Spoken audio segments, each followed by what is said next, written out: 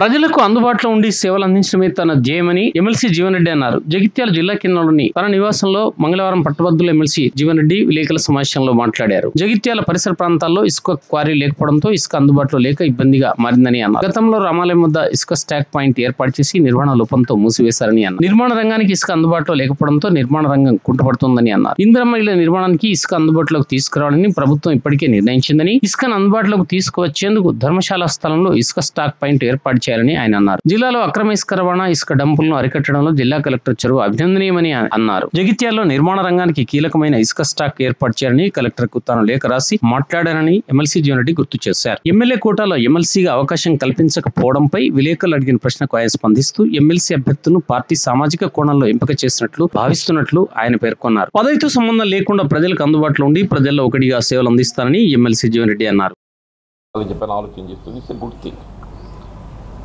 ఇందిరమ్మ ఇళ్ల నిర్మాణానికి సంబంధించి ఏ సమస్య లేకుండా చూడాలని చెప్పిన భావన.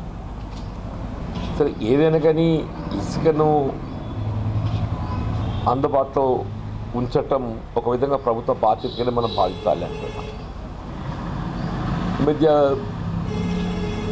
కలెక్టర్ గారు ఏదైతుందో ఈ అక్రమ ఇసుకను కూడా పూర్తిగా ఈ అక్రమ ఇసుక రవాణాను నిలిపివేయడం జరిగింది. కుర్తింది ఇంకా దాంతో ఇప్పుడు ఇక ఈ నిర్మాణ రంగానికి కావాల్సిన ఇసుక అందుబాటు లేక నిర్మాణ రంగం కుదిలేకపోతుంది. అదే నేను కలెక్టర్ గారితో కూడా మాట్లాడి నేను ఈరోజు వారు ధర్మపురిలో ఉన్నారు. ఇవాళ లక్ష్మణేశ్వర స్వామి కళ్యాణాన్ని దృష్టి ఉంచుకొని పట్టవస్త్రాలు సమర్పించడానికి వారు ధర్మపురి పోయినారు. వారికి మాట్లాడి లేఖ కూడా రాయడం జరిగింది. రామాలయ సమీపాన్ని ఏదైతుందో అది ఆ స్థలం ఇతరత్ర అక్కడ స్థానికులు వినియోగిస్తున్న పరిస్థితుల్లో వేరే స్థలాన్ని గుర్తించడానికి ప్రయత్నం చేస్తున్న పరిస్థితుల్లో ఇప్పుడు ఈ ధర్మశాల స్థలం ఉంది కదనే, అది they are giving it on lease. ఇప్పుడు సర్కస్ కానీ ఇతరత్ర పలు కమర్షియల్ యాక్టివిటీస్కి ఏదైతున్నదో లీజ్కి ఇస్తున్నారు ధర్మశాల. అది తీసుకున్నట్టయితే సెంటర్లో లొకేట్ అయి ఉంటుంది. ఇప్పుడు మన సిరిసిల్ల మిడ్ మానేర్ అట్లాగే కరీంనగర్ సమీపాన కూడా క్వారీస్ అందుబాటులో ఉన్నాయి. అక్కడికి వెళ్ళి ఇసుక ఏదైతుందో ఈ మినరల్ డెవలప్మెంట్ కార్పొరేషన్ వాళ్ళే తరలించి అక్కడ స్టాక్ యార్డ్ ఏర్పాటు చేసి అక్కడికి వెళ్ళి ఏదైతుందో వినియోగదారులకు అందుబాటులోకి no loss no profit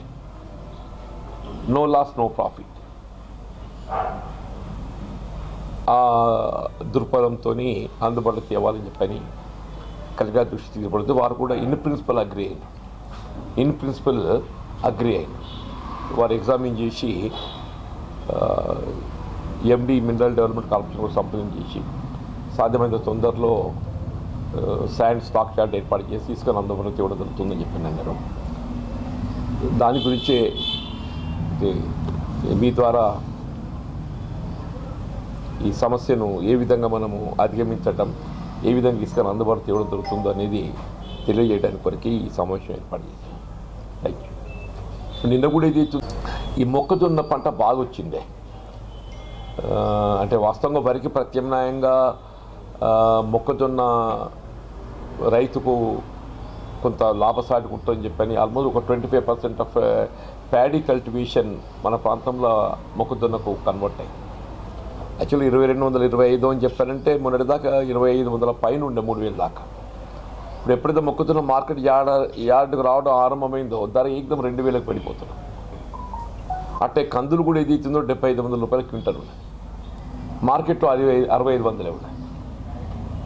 market ద్వారా ఏదైతుంది మొక్కజొన్న కొనుగోలు కేంద్రం అట్లే కందుల కొనుగోలు కేంద్రాలు ఏర్పాటు చేస్తే బాగుంటుందని కూడా సీఎం గారి దృష్టికి తీసుకుపోవడం జరిగింది. సో దట్ రైతులకు ఇప్పుడు ఎట్లాగో వరి ధాన్యాన్ని మద్దతు ధర కల్పింప చేయడానికి ప్రభుత్వం కట్టుబడి ఉన్నది.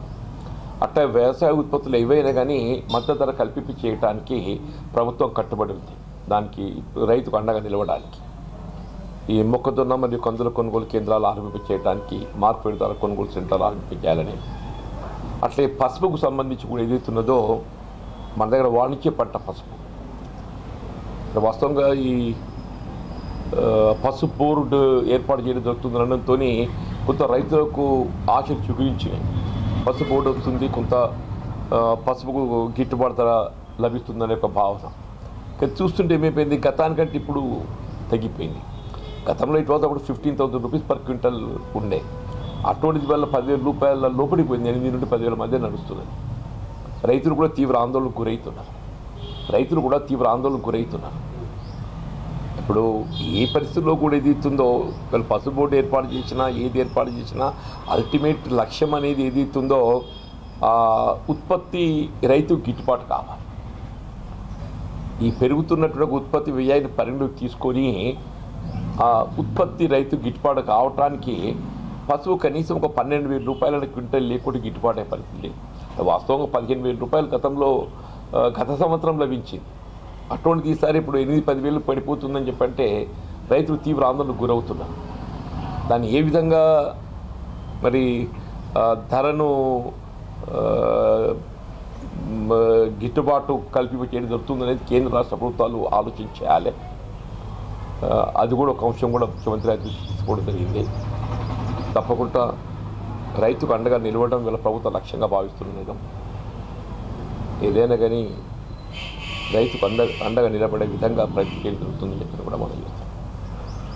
అంటే దానిలో నాణ్యత ప్రమాణాలు పెంపొందించాలని చెప్పిన వాళ్ళు చెప్తారు. ఇలా నాణ్యత ప్రమాణాలు పెంపొందించటము ఒక అంశం.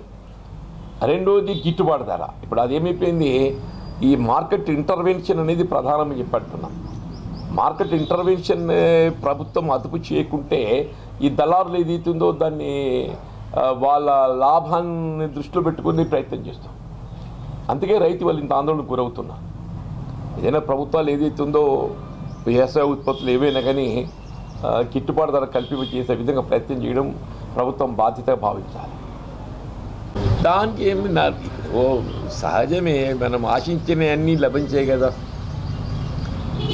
అందరికీ ఆశించినవన్నీ లభించడం సాధ్యమయ్యేది కాదు కదా.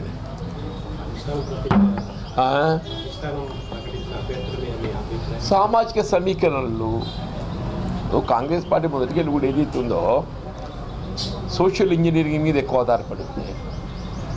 సామాజిక సమీకరణకు ఇప్పుడు ప్రకటించబడ్డ అభ్యర్థులు మనం గమనిస్తే సామాజిక సమీకరణలతో ఒక దళితుడు, ఒక ట్రైబల్ గిరిజనుడు, ఒక మహిళ, ఉద్యమ నాయకురాలు, ఎంపికైన అభ్యర్థుల గురించి కామెంట్ చేయడానికి మనం ఎవరికి వాళ్ళం ఆశించడం సహజమని. మనకు అవకాశం లభించినంత మాత్రాన ఎంపికైన అభ్యర్థుల గురించి అడ్వర్స్ కామెంట్ చేయడానికి, నెగిటివ్ కామెంట్ చేయడానికి వాళ్ళు డెఫినెట్లీ వాళ్ళ పార్టీ సర్వీసెస్ కానీ సామాజిక కోణంలో గుర్తించి, ఎంపిక సామాజిక కోణంలో గుర్తించి అని నేను భావిస్తున్నాను.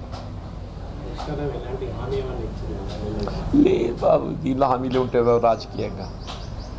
ఏదైనా అవకాశం ఏమిటి, ఇప్పుడు మనం ఉన్న స్థాయి లోపల ప్రజలకు అందుబాటులో సేవ చేయాలి. మీలో ఒకటిగా మీ స్థాయిలో మీరు ఎట్లా సేవ చేస్తున్నారో ఇదే 29th of March.